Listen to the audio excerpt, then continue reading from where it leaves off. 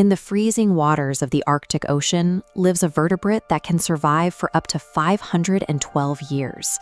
A lifespan of that duration means the oldest living specimens swimming today were born before the invention of the telescope. They have been moving silently through the deep ocean since before the modern scientific era began. These animals inhabit a punishing marine environment.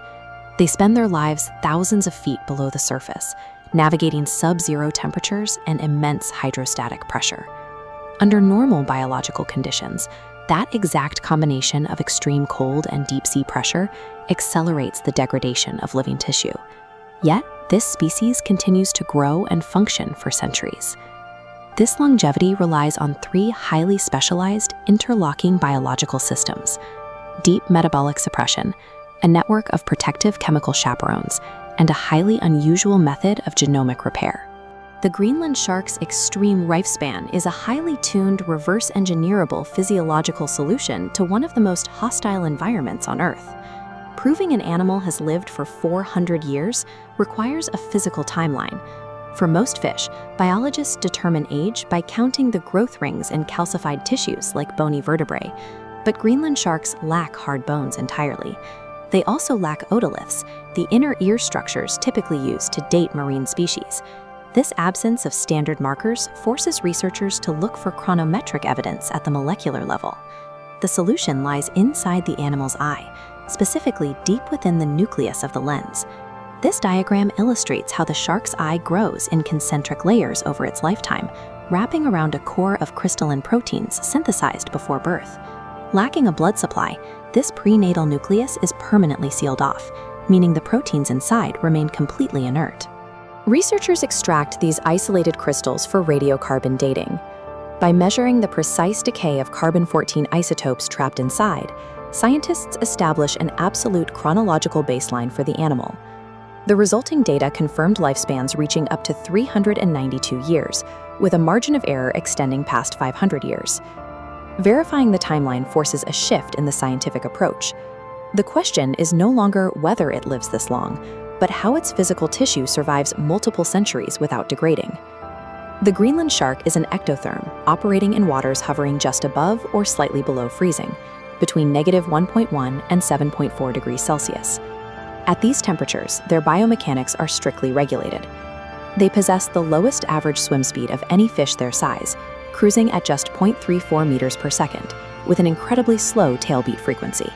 Operating slowly at deep-sea pressure requires the shark to maintain neutral buoyancy without its tissues collapsing.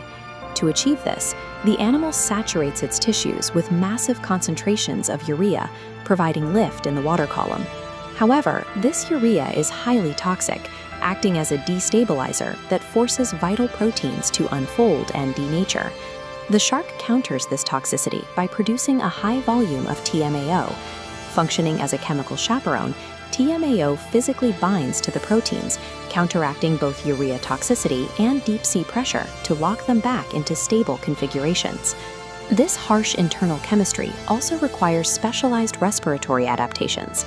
The shark's blood contains unique alpha and beta hemoglobin subunits that inherently have a lower affinity for oxygen.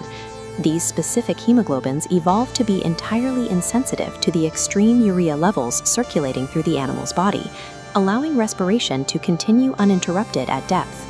Suppressing metabolism and deploying chemical chaperones solves the immediate physics of deep-sea survival. But sustaining biological functions over 400 years requires preventing the degradation of the animal's DNA. In 2024, researchers successfully sequenced the Greenland shark's genome. At 6.45 billion base pairs, it is the largest shark genome ever recorded.